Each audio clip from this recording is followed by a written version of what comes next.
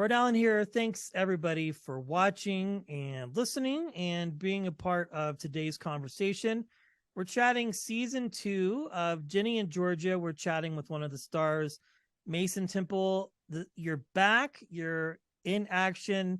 Thank you for your time. It's a pleasure to meet you. Thank you for having me. Well, congratulations on another season. This has just kicked off with a bang. How does it feel to have the show back and for fans to be able to watch and to just be a part of such a very special project? Um, it is wild. It feels simultaneously like it has not been a single second since season one ended, and it also feels like it's been a millennia.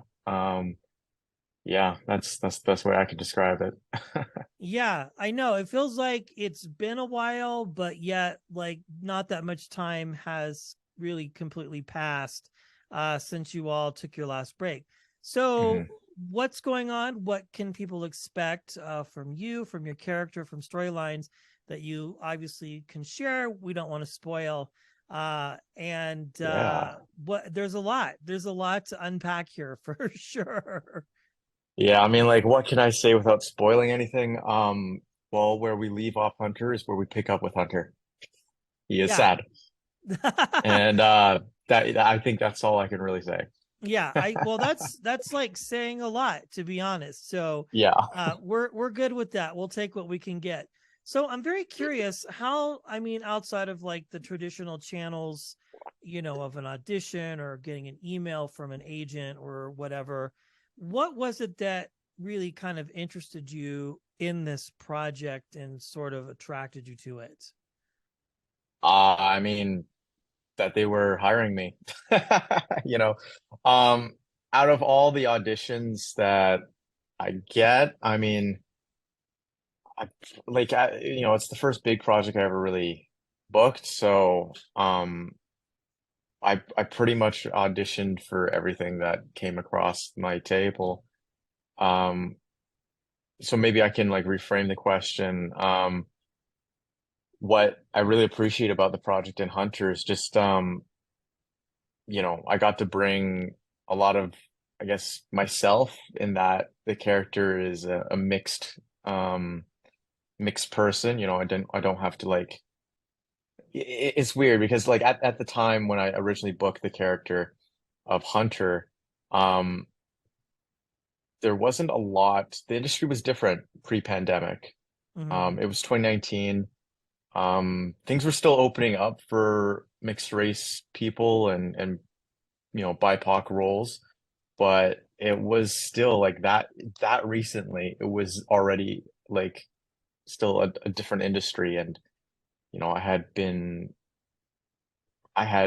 been called back for like roles that weren't really like there was one role, I won't say what it was for, but it was like an indigenous role, and I had to call back for that. And I told my team at the time, like, I I can't do that. Like if I book that, like I can't play an indigenous character, and they're not going to rewrite it, or else it wouldn't be an indigenous character. Hmm. Like there's a very specific choice there, and it's kind of like really messed up that like that's the character that I get to audition for as opposed to say one of the white characters, because like I'm half white, right? Like um but I'm 0% indigenous. So it was a different era. But with Hunter, like he was always Asian at the very least. Um and when I booked him, instead of like trying to just make me Asian, I just got to be who I am, half Asian. So that's like a huge thing that I'm really grateful for with Hunter. Um, and yeah, that's how I'd answer that, I suppose. No, I I just got to be appreciate your authentic. honesty. Yeah, and I think that I think is the most important part of just in life general, or especially in this industry, is authenticity, right? Because that is a conversation that does come up a lot, multiple times.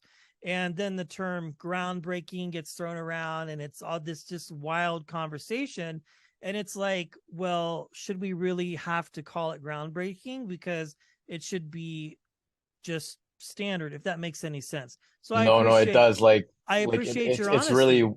it's really weird because like Hunter, like it's weird for me to it's both weird for me to think and say that Hunter's like a groundbreaking character, but when you take in account like how many mixed race, specifically like half Asian, half white characters there are, like there were none for me growing up. So like everything that Hunter does, unfortunately, for better or for worse, is groundbreaking just because there's zero representation Yeah. for people like me. Um, Now, some people, I don't know, there's a lot of opinions about Hunter and especially from season one. So like, maybe that's a good and bad thing. I don't really know, but I definitely though like he's just like um another person out there that or another character out there that's representative of the experience and for that I am eternally grateful. Well, he's a fan favorite. I mean, I don't know how you how much you pay attention to the blogs and all of the other groups that are out there. I've seen some stuff, some pretty awful stuff out there, but also some good stuff. I saw a really funny tweet, and maybe this is another thing that could play into like, a non-spoiler thing um for any of the listeners. What was the tweet? I screenshotted it because it was both like it was one of those mean tweets, but it was also kind of like funny to me. It says like while season two of Ginny and Georgia is significantly better, I still like season one more because of how terrible and messy it was. Like I kind of miss Hunter being more significant because he made the show insufferable, but funny and cringe at the same time, and it was fun. Like it I was like see. a mean tweet. It was someone that like hate watches the show, obviously, but Yeah, clearly. like okay, I guess there's nostalgia for ponytail and Hawaiian shirt tap dancing Hunter because he was so hateable, I guess. Like I don't know, but Yeah, it's I weird. get it. There's a diverse range of reactions to the character. Yeah, it makes sense because I we cover press for a lot of shows, and Yeah. we do a lot of the I don't know how familiar the NBC One Chicago type shows like PD Mhm. and Med, and it's like split down the middle with characters, and those are some of our biggest episodes because people are so obsessed with the show and they just have a love hate relationship with everybody. But you Yeah. know, at the end of the day, my friend, when you are a content creator or an artist, that's just part of what comes along with it. And it sounds like you do a really good job of just creating the best project and product that you can and being Yeah. as authentic as you can with Hunter. And then the people are just going to say what they have to say. And that's all you can do, right? And that's a risk you take being an artist. I mean, yeah. I mean, it's a character. There are like some people that take it to like the extreme and like make it personal and attack me personally, which is like I don't really get that. I feel like they would like those are people though, like obviously they got their own stuff they got to deal with. They can't discern the difference between me as an actor and like Hunter as a character. But I mean, like, you don't have to like Hunter. It's a love triangle that he's in a lot. So he's being pitted against other characters. You can choose the side of the other character, right? So Yeah. that's a valid opinion. And I don't know, like I'm cool with that. Yeah. Um, Well, I mean, you're there, you're on the show, and they're not, right? So really, that's sort of yeah, but like, the people that make it personal, it's just like I don't know, I don't know who you are, but you know who I am. So, yeah, yeah. Well, being sort of front facing, not sort of, but being front facing, recognizable from the yeah. show, I get it. So again, you've done a lot of projects, this being a major one. What interested you in the business? Like, where did that bug bite you where you knew this was something that you wanted to do? Um, well, like, okay, so kind of long story. My mom was like a model and an actress in Taiwan. Okay. Um, and my dad was like just a white guy in Taiwan, but he also did like modeling and acting. He won like a singing competition. And when I was like a little baby, they had me like doing modeling as well, like doing little catwalk stuff because like doing like baby modeling. Um and I was on like talk shows, and I guess I was an actor too because I was in commercials. Okay. So I was kind of surrounded by that when I was like born, till I was like 3 until we moved to Canada. Um and like we moved to like a small northeastern BC community called Fort St. John. So, I was kind of taken totally away from that environment, but I still found the stage when I was there. So it's always been, I guess, in the blood, in the system. Uh, I pretty quickly, after a few plays, like knew that this is what I want to do with the rest of my life. I wanted to be an actor, um, or a storyteller, an artist. And when I graduated, I went straight to the acting program I want to do in Vancouver, Studio 58.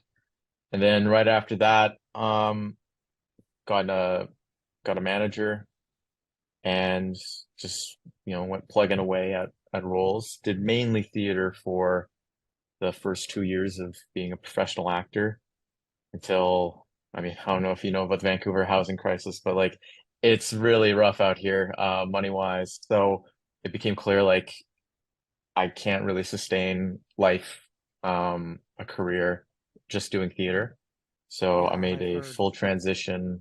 It was a very scary full transition because like, got to book something, and for 2 years I Yeah. hadn't booked really anything. But then, the audition for Ginny in Georgia came in. I didn't like, it wasn't Ginny in Georgia before it was Ginny in Georgia, right? It was just like another Netflix show.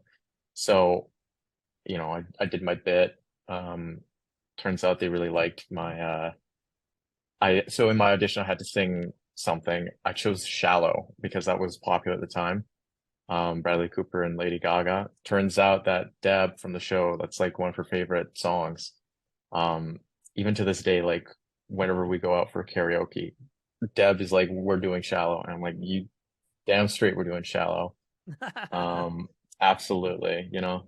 So yeah, that caught their attention, and I guess my ponytail as well. I had it up and I had it down, and I had it up for all the callbacks. Like my callbacks mainly had to do with my hair. Kind of indicative enough. I had the ponytail at the time because I knew that they were casting for Avatar: The Last Airbender at some point, and I kind of wanted them to see me as like Sokka or Zuko. I ended up never getting an audition for Sokka or Zuko, but Hunter now has the. It's not really a ponytail; like it's meant to be Sokka's warrior's wolf tail.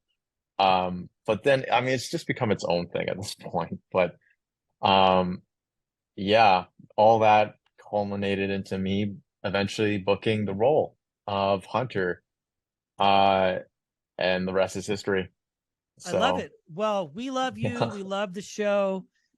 Mason, all the success you've had is very well deserved. This is a thank you. fantastic project. Season 2 is now available on Netflix, season 1 as well, and all the other things. Mason, thank you for your time. It's been a pleasure chatting with you and meeting you today. Thank you.